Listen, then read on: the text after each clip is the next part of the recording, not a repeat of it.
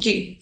To all the learned members over there, inspector, directors, deputy secretaries from Ministry of Home Affairs, director from NALSA, dignitaries from National Commission for Women, and our braveheart Shaheen, and all the members present over there. A very, very warm good evening to all of you.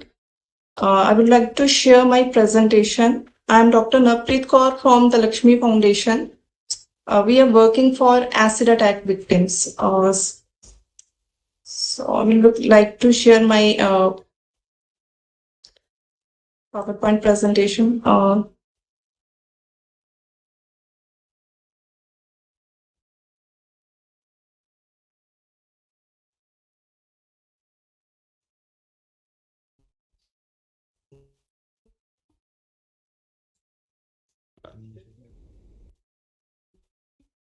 Is it visible, sir?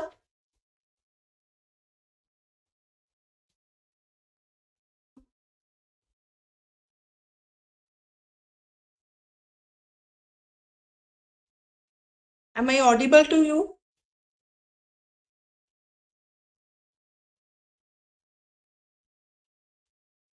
Yes, ma'am. Yes. Ma'am start Uh, करिए You are yes. audible. And the presentation is visible? Yes. Okay. So there is a small warning because I have used some pictures of acid attack survivors throughout the country. So I will be discussing about Braveheart, a journey of acid attack survivor. Laxmi Agarwal, जैसा कि sir ने बताया, जिनकी जिंदगी के ऊपर एक movie भी बनी है, जो एक विक्टिम थी, विक्टिम से सर्वाइवर बनी, विनर बनी और अपने जैसे बहुत सारे ऐसे सर्वाइवर्स को विक्टिम से सर्वाइवर बनाया। आज बहुत ही खुशी हुई शाहीन जी को भी देख के, क्योंकि कहीं ना कहीं इन सब सर्वाइवर्स के पीछे एक चेहरा है लक्ष्मी अग्रवाल का। एसिड अटैक के बारे में काफी डिस्कशन हो चुकी है, तो मैं थोड़ा सा बताना चाहूंगी कि एक बहुत ही विशियस फॉर्म ऑफ वायलेंस है, जिसमें ज्यादातर एसिड थ्रो किया जाता है, एक क्रॉसिव सब्सटेंस यूज किया जाता है, कोई केमिकल, इनऑर्गेनिकल केमिकल बॉडी पार्ट पे फेंका जाता है। ज्यादातर टारगेट चेहरा रहता है, चेहरा इसलिए कि खूबसूरती बिगाड़ सके। मेन इंटेंशन रहती है उसको डिसफिगर करना, मेम करना, टॉर्चर करना, डिस्ट्रॉय करना ब्यूटी को, क्योंकि हमारे देश में हमारी सोसाइटी में, एशियन सोसाइटी में इसलिए चेहरा टारगेट रहता है। And very rarely to kill, बहुत कम ही ऐसे केसेस होते हैं एसिड अटैक में जिसमें किसी की डेथ हो जाती है। इसको मैं जेंडर बेस्ड वायलेंस समझती हूँ, क्योंकि हमारे देश में 70 से 80% महिलाएं एसिड अटैक विक्टिम्स रहती हैं। कारण उसका कहीं ना कहीं हमारी जो पैट्रियार्कल सोसाइटी है, हमारे कल्चर्स हैं, जिसकी वजह से मेल को कहीं ना कहीं ज्यादा इंपॉर्टेंस दी जाती है, फीमेल को इंफीरियर माना जाता है। और ये चीजें इतनी हद तक बढ़ जाती हैं कि बेटा पैदा होना उसको सब कुछ माना जाता है, और कभी कहीं ना कहीं ये कारण इतना बड़ा बन जाता है कि कुछ केसेस में एसिड अटैक तक कर दिया जाता है। ये आगरा का एक केस मैं शेयर करना चाहूंगी, जो गीता मोहर जी का केस है, जिसमें उन्हीं के हस्बैंड ने उनके अपनी वाइफ और अपनी बच्चियों पर एसिड फेंका, सिर्फ वांट ऑफ हिज सन की वजह से। सिर्फ यही कारण नहीं है महिलाओं पे एसिड अटैक होने के। Rejection of love, indecent proposal. Lakshmi एक 15 साल की लड़की थी जो पढ़ना चाहती थी, कुछ करना चाहती थी। She was just a school student. 15 साल का बच्चा सिर्फ स्कूल में जाता है, उसको क्या समझ होती है शादी क्या है, प्यार क्या है, इन सब चीजों की। 32 साल का इंसान उसको प्रपोज करता है शादी के लिए, जब वो मना करती है तो उसके ऊपर एसिड अटैक हो जाता है। बस यही कारण नहीं है, मेल ईगो जो हर्ट होती है। कहीं ना कहीं हमारे सोसाइटी में लड़कों की परवरिश इस तरीके से की जाती है कि जो उसमें ईगो आ जाती है, I am superior than women. Preeti Rathi का केस बहुत लोग समझते होंगे, जानते होंगे, मुंबई का केस है, जिसमें क्योंकि प्रीति राठी को जॉब मिल गई, तो एक उनका पड़ोसी था अंकुर पंवर, उनसे ये बर्दाश्त नहीं हुआ कि लड़की को जॉब मिल गई। उनके पेरेंट्स ने उनको ताना मारा, सिर्फ इस ताने की वजह से कि लड़की को जॉब मिल गई, तुम निकम्मे बैठे हो। इन्होंने प्रीति राठी के ऊपर एसिड अटैक कर दिया जब वो जॉब ज्वाइन करने जा रही थी। एसिड अटैक के within 2-3 months she died, she is come to injuries. आजकल जैसे मिनिस्ट्री ऑफ होम अफेयर्स के रिप्रेजेंटेटिव सर ने भी कहा था, हमारे प्रीवियस स्पीकर्स ने, कि डोमेस्टिक वायलेंस की वजह से केसेस बहुत बढ़ रहे हैं। रिसेंट आज ये 2022 और 2023 में स्पेसिफिकली ऐसे केसेस ज्यादा हैं जिसमें हस्बैंड ने अपनी वाइफ के ऊपर शक की वजह से या डोमेस्टिक वायलेंस की वजह से या डिवोर्स लेने के लिए या एक और अपना जो मैट्रिमोनियल एक्स्ट्रा मैरिटल अफेयर उन रीजंस की वजह से भी एसिड अटैक हुए हैं।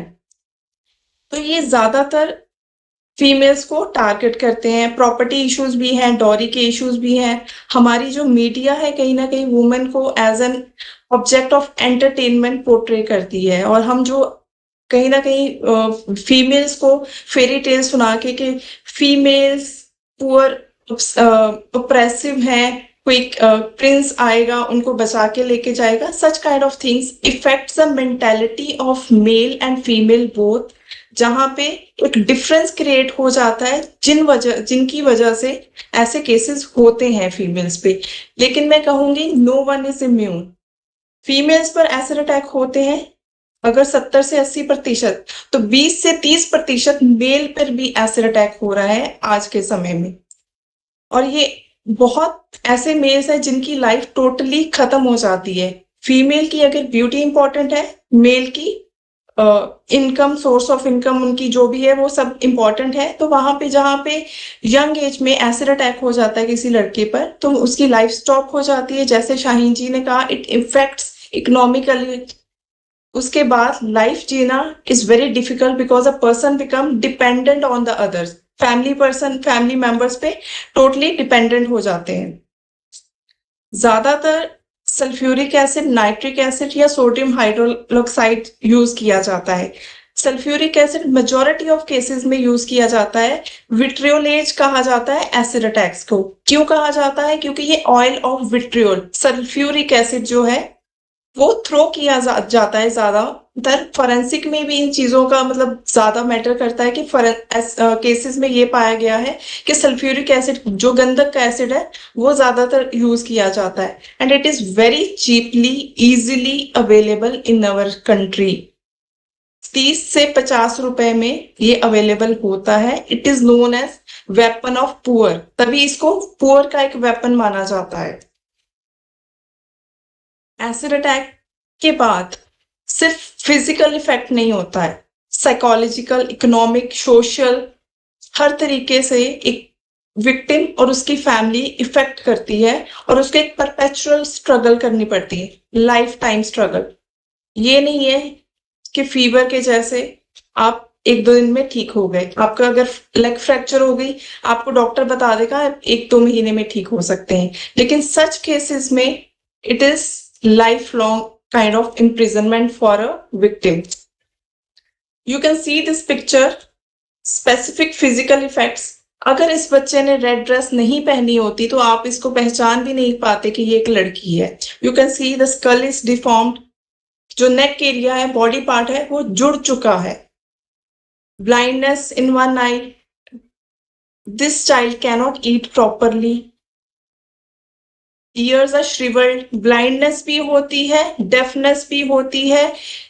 जो सल्फ्यूरिक एसिड किसी बॉडी पार्ट को टच करता है वो बॉडी पार्ट श्रिंक हो जाता है, बैडली डिस्ट्रॉय हो जाता है, स्कार्ड हो जाता है, एंड इवन बोन्स तक मेल्ट हो जाती है। Can you imagine? एक ऐसा एसिड है जो बोन्स भी मेल्ट कर देती है। आप यहां से यहां तक जो बोन्स है पर्सन की वो नहीं है। सो यू कैन अंडरस्टैंड कि ये कितना ग्रीवियस, कितना विशियस फॉर्म ऑफ वायलेंस है एक इंसान के लिए। मैंने पहले भी बताया कि टारगेट फेस रहता है, इंजरी करना रहता है, डिस्फिगर, डिफॉर्म करना रहता है। तो मोर्टेलिटी रेट हमारे देश में 2 से 8% है मुश्किल से, मतलब कि डेथ रेट है बहुत कम है। इस केस में आप बच्चे का चेहरा भी नहीं पहचान पाएंगे कि ये सेम लड़की है। उसकी शादी के दिन उसके ऊपर एसिड अटैक किया गया एंड शी डाइड। हमारे देश में जो कानून है एसिड अटैक के, मैं इनको 2 पार्ट्स में डिस्कस करना चाहूंगी। ऑलरेडी ये डिस्कस हो चुके हैं, लेकिन थोड़ा सा मैं डिटेल इसमें और बताना चाहूंगी, क्योंकि लक्ष्मी की लाइफ की वजह से हमारे देश में लॉज बहुत चेंज हुए हैं एसिड अटैक के रिगार्डिंग। कॉन्स्टिट्यूशन में स्पेसिफिक प्रोविजंस नहीं है एसिड अटैक के रिगार्डिंग, लेकिन जब एक एसिड अटैक होता है तो right to life with dignity, right to health, right to move freely, right to job, ये सब राइट्स इन्फ्रिंज होते हैं, कहीं ना कहीं हमारे फंडामेंटल राइट्स इन्फ्रिंज होते हैं, तो कॉन्स्टिट्यूशन प्रोविजन इनडायरेक्टली इसमें कवर होती हैं। क्रिमिनल लॉ अमेंडमेंट एक्ट 2013 में अमेंड हुआ था, उसके बाद कुछ प्रोविजंस आई। लक्ष्मी का केस बहुत इंपॉर्टेंट है, एंड पॉइजन्स एक्ट में अमेंडमेंट हुई थी। 2013 से पहले हर्ट या ग्रीवियस हर्ट के अंडर पनिशमेंट होती थी। कोई इंसान, सिंपल सी बात बताऊंगी, कोई इंसान गर्म पानी फेंक रहा है, गर्म चाय फेंक रहा है, या सल्फ्यूरिक एसिड जिससे हड्डियां तक मेल्ट हो जाती हैं, तो पनिशमेंट वाज सेम, वही 3, 4, 5 साल, और कंपनसेशन 5-10 हजार रुपए। किसी को फ्रैक्चर हो जाए सिंपल, तो तभी 5-10 हजार रुपए का खर्चा आ जाता है। तो हाउ कैन समवन इमेजिन कि एक एसिड अटैक विक्टिम 5-10 हजार में अपना खर्चा कर पाएगा, अपना ट्रीटमेंट करवा पाएगा, और जो पर्सन गर्म पानी फेंक रहा है या सल्फ्यूरिक एसिड, उसको सेम पनिशमेंट क्यों? तो इसमें लक्ष्मी का केस बहुत इंपॉर्टेंट है। लक्ष्मी जो एक, मैं मानती हूँ, एक रे ऑफ होप है एसिड अटैक सर्वाइवर्स के लिए। उनके ऊपर 2005 में एसिड अटैक हुआ।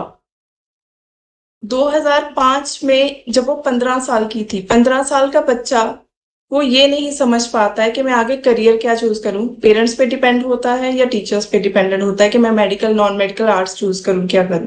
वो शादी का डिसीजन कैसे ले सकता है। लेकिन इस ब्रेव हार्ट ने 2006 में पब्लिक इंटरेस्ट लिटिगेशन की, PIL की, सुप्रीम कोर्ट में, और उसने 4 चीजों पे फोकस किया मेनली। चेंज इन लॉ, क्योंकि पनिशमेंट कम थी।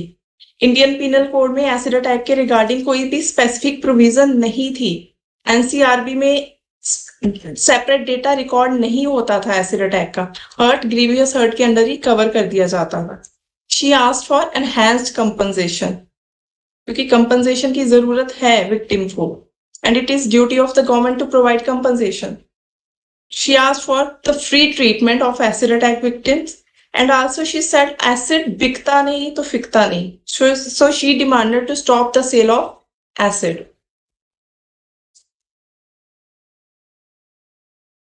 तो लक्ष्मी के केस में रिसर्च की बहुत इंपॉर्टेंस है, बिकॉज लॉ कमीशन को उसने एरे किया respondent number 2। Respondent number 2 law commission ने कहा कि पिटीशन हमसे प्रे नहीं की जाती, लेकिन understanding the gravity of offence of acid attack, उन्होंने कहा हम इस मैटर को देखेंगे, और उन्होंने एक प्रॉपर रिसर्च की। उस रिसर्च के अकॉर्डिंगली उन्होंने एक रिपोर्ट सबमिट की, inclusion of acid attack as specific offences in Indian penal code and a law for compensation for victims of crime. इसके अकॉर्डिंगली जो बिल पास हुआ, उसके बाद लॉ कमीशन ने स्पेसिफिकली कहा था कि इंडियन पीनल कोड में अमेंडमेंट की जाए, नए सेक्शन इंक्लूड किए जाए, और जो इंसिडेंट है NCRB में सेपरेटली रिकॉर्ड किया जाए। अकॉर्डिंगली अब हमारे पास सेक्शन 326A है और सेक्शन 326B है। 326A में अगर कोई पर्सन एसिड थ्रो करता है, कोई भी क्रॉसिव सब्सटेंस, कोई भी inorganic acid with the intention, ये 2 चीजें हो गई, तो पनिशमेंट कम से कम 10 साल होगी और लाइफ इम्प्रिजनमेंट तक हो सकती है। प्रीति राठी का केस यहाँ मेंशन करना चाहूंगी। उस केस में, क्योंकि ये मर्डर का केस भी था, एसिड अटैक का केस भी था, वहां पे लोअर कोर्ट ने पहले डेथ पेनल्टी दी थी, लेकिन वो बाद में रिवर्स हो गई थी। लेकिन मुझे लगता है जिन केसेस में मर्डर हुआ है या जिसमें ब्लाइंडनेस हुई है या मेजर डिसेबिलिटी आई है, सच केसेस को भी rarest of the rarest cases मान के डेथ पेनल्टी देनी चाहिए। Further, attempt to throw acid attack is also punishable now. इसमें एक फाइन भी प्रिस्क्राइब किया गया है, और वो फाइन एसिड अटैक सर्वाइवर के ट्रीटमेंट में यूटिलाइज किया जाता है। अगर कोई रिपोर्ट नहीं करता है पुलिस ऑफिशियल, उसमें उनके अगेंस्ट कार्रवाई होती है, उनको भी, पुलिस ऑफिशियल को, क्योंकि उन्होंने ड्यूटी नहीं की एज ए पब्लिक सर्वेंट, तो उनको भी पनिशमेंट मिलती है। और हमारे देश में एट प्रेजेंट मेरी नॉलेज में 6 ऐसे केस आ चुके हैं जिसमें टाइमली FIR लॉन्च नहीं की गई। ट्रीटमेंट के रिगार्डिंग हॉस्पिटल्स को ये डायरेक्शंस हैं कि कोई भी पब्लिक या प्राइवेट हॉस्पिटल ट्रीटमेंट डिनाई नहीं कर सकता। होता ये है, जब भी कोई एसिड अटैक का केस होता है, मोस्टली पुलिस वहां पहुंचती है और वो नियरेस्ट हॉस्पिटल में लेके जाती है विक्टिम को। वहां पे कोई भी hospital first aid treatment deny नहीं कर सकता, फर्स्ट एड प्रोवाइड करनी ही पड़ेगी। इन केस वहां पे बर्न स्पेशलिस्ट वार्ड नहीं है, बर्न ट्रीटमेंट नहीं प्रोवाइड किया जा सकता, फिर भी उनको फर्स्ट एड ट्रीटमेंट प्रोवाइड करना पड़ेगा। उसके बाद वो अपनी एम्बुलेंस के से दूसरी जगह भेज सकते हैं। कंपनसेशन की बात करें, अब लक्ष्मी के केस के बाद लॉज चेंज हो गए, इम्प्लीमेंट स्ट्रिक्ट पनिशमेंट हो गई। कंपनसेशन की बात करें तो सुप्रीम कोर्ट ने Laxmi versus union of India में कहा कि 3 lakh compensation should be provided to acid attack victim. अब विक्टिम कंपनसेशन स्कीम बनी हुई है हर स्टेट में, सेंटर की विक्टिम कंपनसेशन स्कीम है। हर स्टेट में एट प्रेजेंट सब यूटीज ने विक्टिम कंपनसेशन स्कीम बना रखी है, जिसके अकॉर्डिंगली कंपनसेशन प्रोवाइड किया जाता है एसिड अटैक सर्वाइवर्स को। इसमें जो डेवलपमेंट हुई है कंपनसेशन के रिगार्डिंग, लक्ष्मी के केस के बाद ज्यादातर सारी कोर्ट्स ने 3 लाख कंपनसेशन अवार्ड करना शुरू कर दिया, लेकिन परिवर्तन केंद्र में स्पेसिफिकली कोर्ट ने ये मेंशन किया, considering the plight of and needs of acid attack victims, compensation enhance होना चाहिए। और लेटर ऑन 2018 में निपुण सक्सेना की स्कीम केस में NALSA victim compensation scheme approve की गई। ये स्कीम परसेंटेज ऑफ बर्न्स के अकॉर्डिंगली कंपनसेशन देती है, बट यहाँ पे एक दिक्कत आती है, जहां पे स्टेट और नालसा विक्टिम कंपनसेशन स्कीम की बात होती है, मोस्टली स्टेट्स कम कंपनसेशन दे रही है और जो इमीडिएट रिलीज होना चाहिए कंपनसेशन का, कहीं ना कहीं वो नहीं हो पा रहा है। अगर मैं डेटा की बात करूं, हमारे देश में वेस्ट बंगाल और उत्तर प्रदेश में बहुत ज्यादा एसिड अटैक्स हुए हैं। अगर पूरे 50% जो केसेस हैं हमारे देश में, वो वेस्ट बंगाल और उत्तर प्रदेश कवर करता है। एक जो अच्छी चीज है उत्तर प्रदेश में, जिसमें हाईएस्ट नंबर ऑफ केसेस है, वहां पे legal services authority is working very well. पिछले 1-1.5 साल में जितने भी इमीडिएटली जो भी एसिड अटैक हुए हैं, उसमें इमीडिएट रिलीज ऑफ फंड्स हुए हैं। और उस स्टेट की एग्जांपल हम बाकी स्टेट्स को देते हैं, तो बाकी स्टेट्स भी उस चीज को फॉलो कर रही है।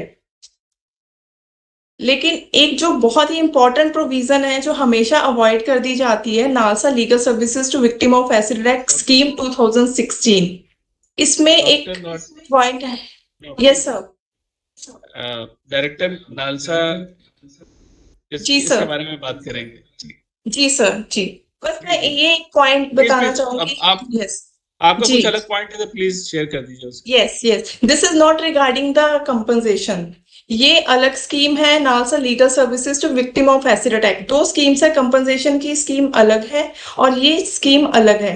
इसके अकॉर्डिंगली एक प्रोविजन है इनके एक्शन प्लान में कि regular the पीएलवीज and panel lawyers जो अपॉइंट करते हैं, जैसे ही कोई एसिड अटैक होता है तो एक पैरालीगल वॉलंटियर और पैनल लॉयर को अपॉइंट किया जाता है एसिड अटैक विक्टिम और उसकी फैमिली के साथ। They shall be in regular touch with the victim of acid attacks.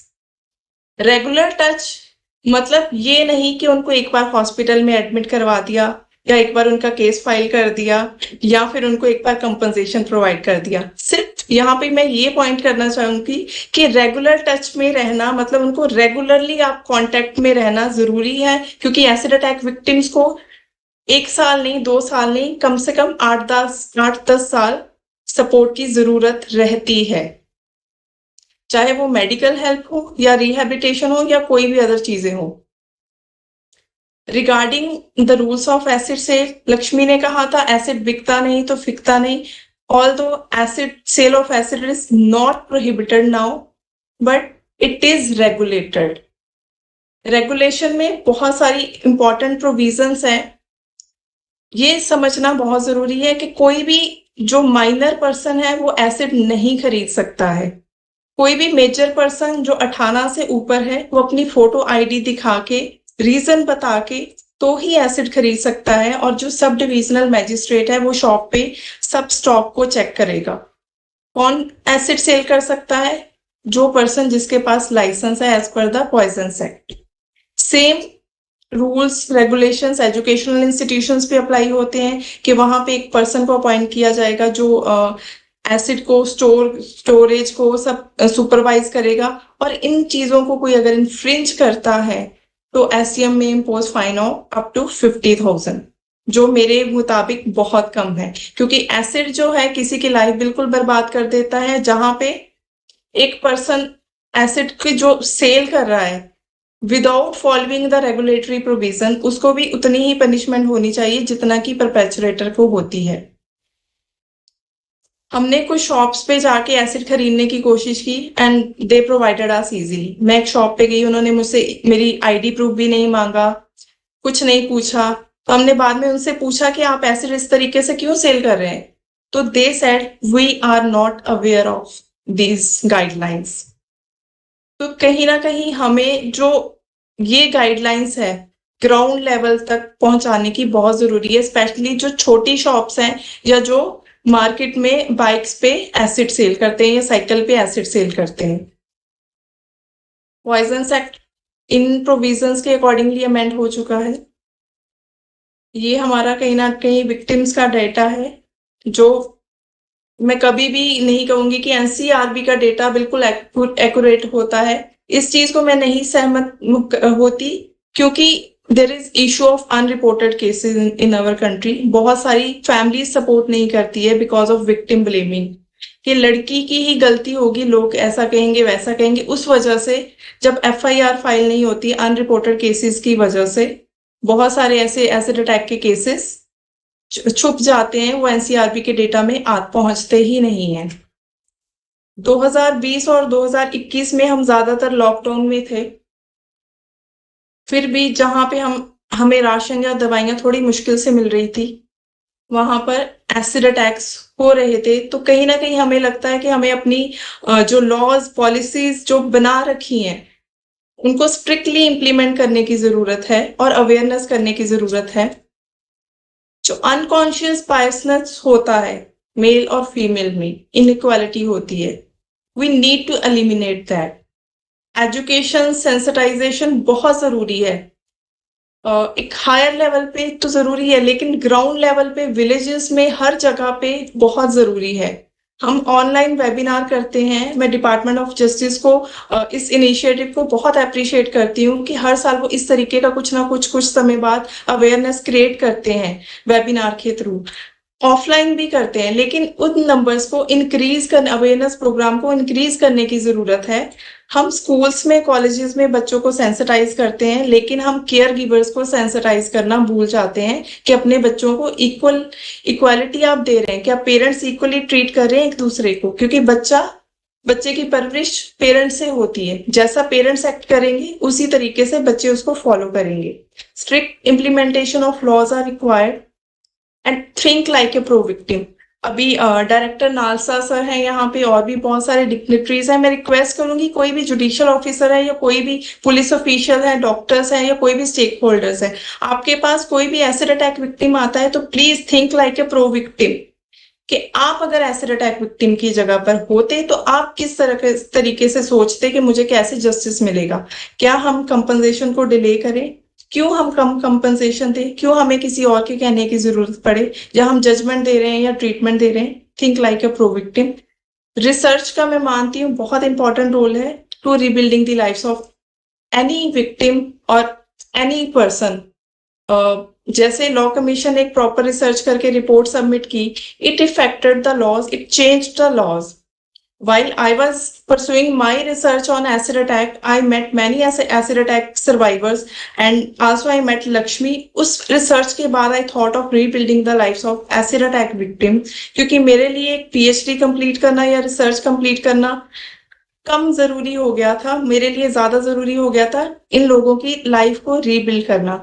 तो मैंने और लक्ष्मी ने एक ऑर्गेनाइजेशन बनाई है, the Lakshmi foundation, We are working for the ban of sale of acid. We are creating awareness regarding the same. हम India में भी सपोर्ट करते हैं एसिड अटैक सर्वाइवर को, नेपाल में भी सपोर्ट करते हैं. We are providing them with free legal aid, counselling हम प्रोवाइड करते हैं. हमारे बहुत सारे डिपार्टमेंट जो गवर्नमेंट डिपार्टमेंट की बहुत अच्छी बात है, वो काउंसलिंग पे बहुत वर्क करना स्टार्ट कर दिए हैं अब. लेकिन काउंसलिंग का मतलब होता है कॉन्टिन्यूअस प्रोसेस. अगर हम एक बार किसी इंसान को, एक विक्टिम को अपने पास बुला के प्यार से बात कर लें, उसको काउंसलिंग नहीं करते हैं, तो कुछ चीजों में कॉन्टिन्यूटी लाना बहुत जरूरी है. हमने शेल्टर होम बनाया है दिल्ली में एसिड अटैक सर्वाइवर्स के लिए. रीजन बीइंग, बहुत सारे सर्वाइवर्स दिल्ली आते हैं ट्रीटमेंट करवाने के लिए, जैसे सफदरजंग में या एम्स में. अगर सर्वाइवर का ट्रीटमेंट में खर्चा गवर्नमेंट दे, उसके बाद फैमिली कहाँ पे रहे? प्री ट्रीटमेंट, पोस्ट ट्रीटमेंट उनको रहने के लिए जगह चाहिए होती है. तो एक तरीके से हमने वन स्टॉप सेंटर टाइप बनाया है दिल्ली में, जहाँ पे हम उनको legal aid, counselling facilities, recreational activities, learning facilities और रिहैबिलिटेशन पे काम करते हैं. उनके प्री ट्रीटमेंट और पोस्ट ट्रीटमेंट पे काम कर रहे हैं हम लोग. उनके स्किल डेवलपमेंट के लिए हमने मिट्टी हैंडप्रिंट्स करके एक प्रोजेक्ट स्टार्ट किया है. हमने आत्मनिर्भर भारत को चुना है, जिसमें हम एसिड अटैक सर्वाइवर को पेंटिंग, टेलरिंग, मिट्टी के प्रोडक्ट्स बनाना, बर्तन बनाना, बहुत सारे स्किल डेवलपमेंट चीजें सिखाते हैं. और उसके बाद हम एग्जीबिशन लगाते हैं, जिसकी जो भी आउटकम आती है, जो भी पैसा आता है, हम एसिड अटैक विक्टिम्स को देते हैं, सो दैट वो इकोनॉमिकली इंडिपेंडेंट हो पाए. We believe in diversity and inclusion. ये हमारा brave heart survivor acid attack victim Prince है, जो गुजरात से है. हम जैसे अमेजोन, इंडिगो, हमने बहुत लोगों को डाइवर्सिटी एंड इंक्लूजन की इंपॉर्टेंस बताते हुए इन सर्वाइवर्स को जॉब प्रोवाइड करने के लिए कहा था. And this is one of the example. हमारे सर्वाइवर्स बहुत जगह पे काम कर रहे हैं.